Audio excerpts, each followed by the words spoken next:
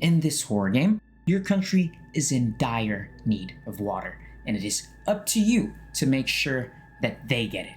This game, I'm putting game in quotation marks because apparently this game is a true to life story. We'll touch on that later. The premise of the game is simple. As long as this train right here keeps going, your country, or whatever you choose from this massive list of options right here, will get its water. But as we explore further, ask more questions, and dig deeper, we will uncover truths far darker than what we expect. From bloody writings on the wall to mysterious visions when you stare at spots too closely, this mountain and the people who own it are hiding a secret so disturbing that they're willing to go to leaps and bounds to protect it. This game starts out with a very peculiar main menu, with the figure of a man looming over you, and behind him there seems to be a wall. A very big, very nice, very suspiciously Titanic wall. You then choose your country of origin.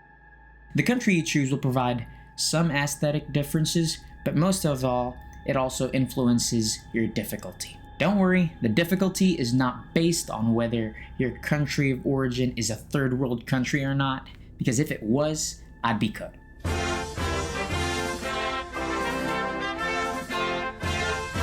The difficulty is actually based on the tallest mountain in your respective country, because the taller the mountain, the less oxygen there is to breathe, which will come to play later. You start out in a locker room where you can find your belongings, which I originally mistaken to read for like mom's stuff.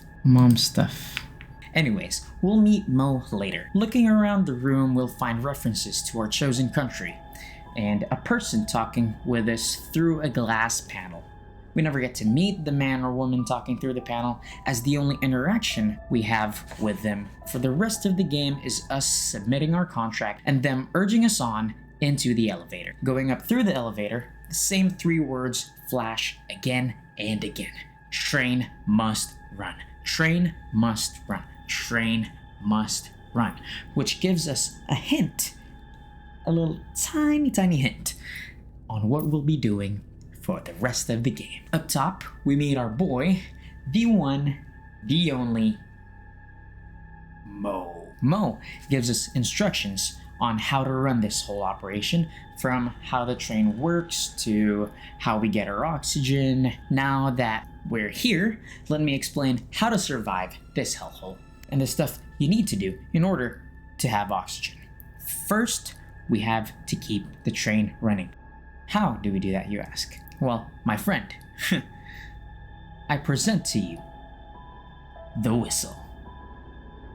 What you do is just blow the whistle, pause, into this big horn right here, and that signals the train to go faster.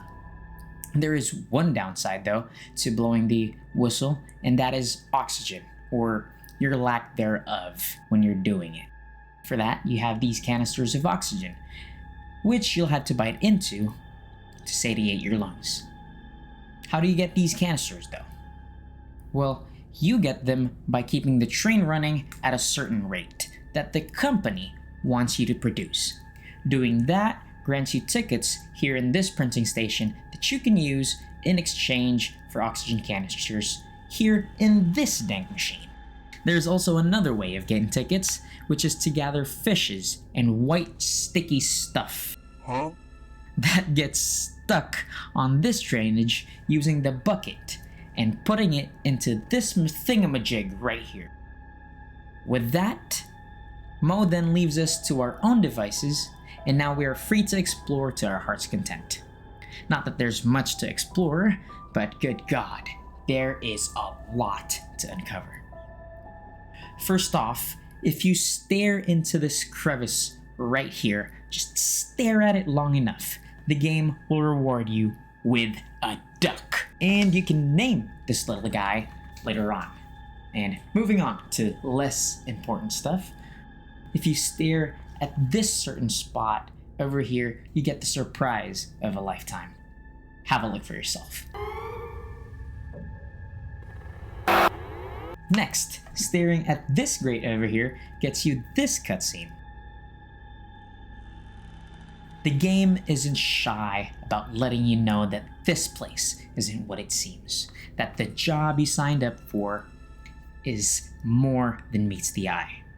I'm sure that you have a lot of questions running through your mind right now, like what is the train transporting, or what's beyond the Great Wall, or maybe even what the hell is this duck doing even here? Most of your questions will be answered in due time, but for now, we press on. If you jump through these boxes, you'll get the first of a few blood-written notes scattered through this encampment, and I want you to take note of all of them. The first blood-written note says, "There is another one." We can't make sense of this yet, though it will all be clear later. So for now, I want you to keep that in mind. As we do our tasks, keeping the train running and filling ourselves up with oxygen, pause,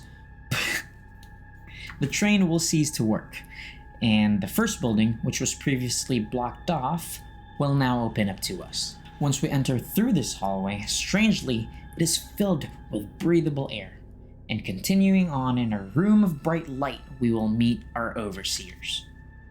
We do not physically see them throughout the game, they're just a voice in a bright void speaking to us.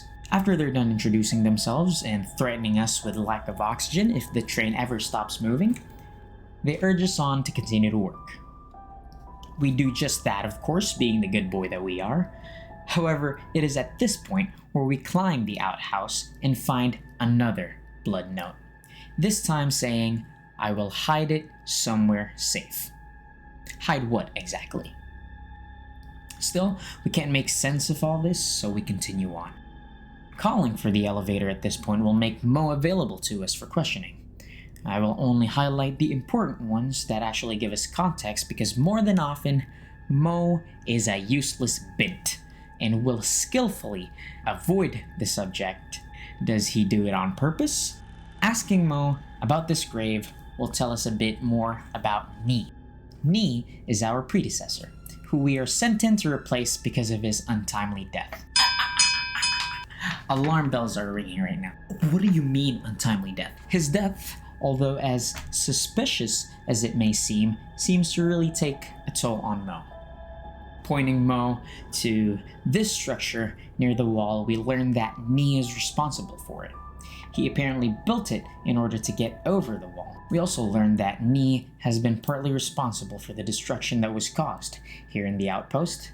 From the remains of what used to be a tree to the back of Structure 1, it seems like Ni was really motivated to build that scaffold. The reason why will be clear later on. Whistling into the pipe gets us access again to the Room of Light, where we can ask our overseers some questions relating to stuff that we find in the outpost. Some questions like, why are there dead fish floating down the river? Or, what is that big wall? Or, why atop this mountain?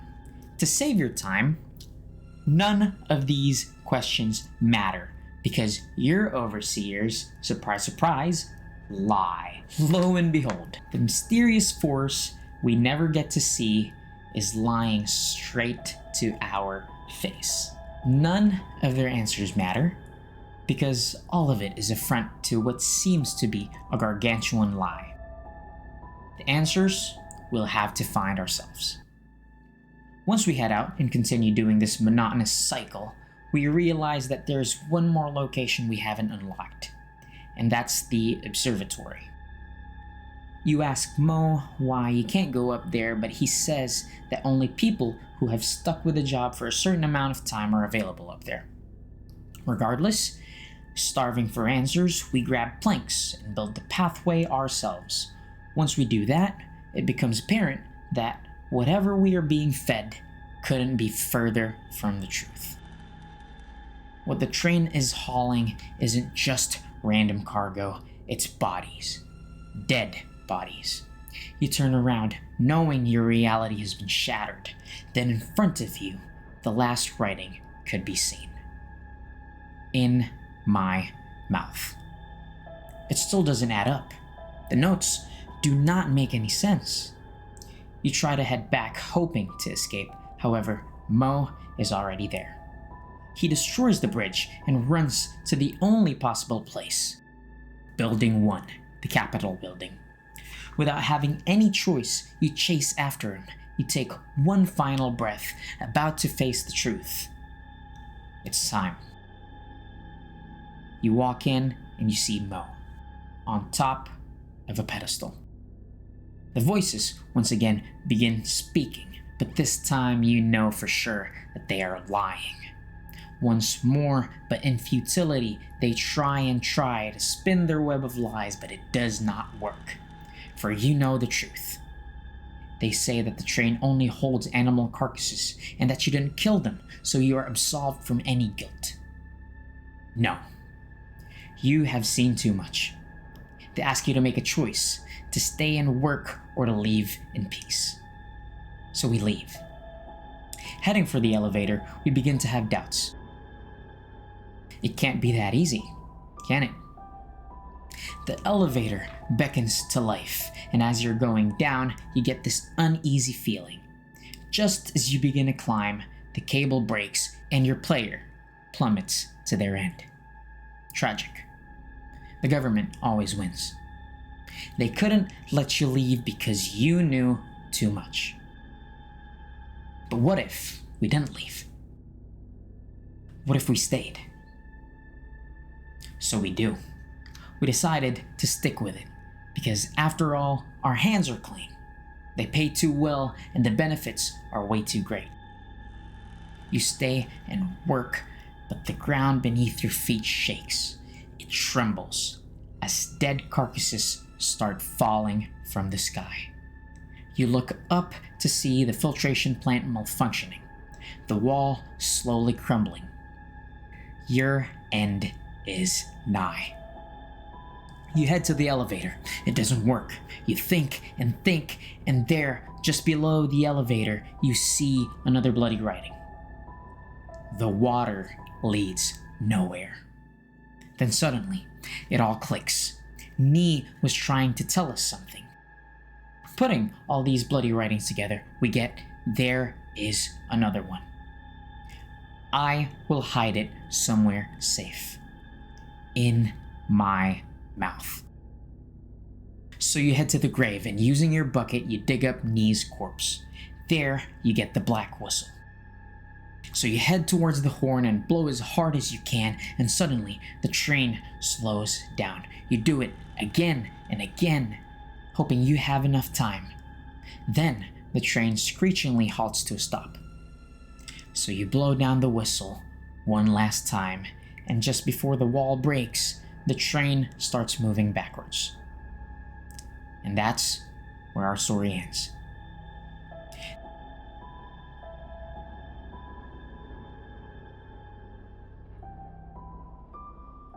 There are 5 endings that I know of. 2 I just showed. The other one is you successfully escaping using the rotten corpses as ledges. The other is suffocation under the dead bodies that are falling from the sky. And the last one is running out of oxygen while you were on your shift. So, we learned that Nee was the one being buried at the start of the game. Nee was the person we saw taking their own lives in the observatory after seeing what the train was really transporting. The story of Threshold is fascinating and something that can be attributed to real life. It is something that happens in real life, after all. Not the train corpses or the bright room of nothingness. It's the manipulation, the lies of our government, tricking the youth, the vulnerable youth, using false promises of hope and patriotism, into doing the dirty work of people who think they are above us. This game isn't propaganda, but it has a deep political image that it's trying to show you. That's why I think the game deserves your attention. Also, there's a mouth-washing reference at the start of the game. There's that. Anyways, this is my first YouTube video, so please let me know how I did. I hope you all enjoyed it, and looking forward to more of these. I also stream these games before I make commentaries on them, and link to my socials will be added to the description. Leave a like, subscribe, and have a nice day.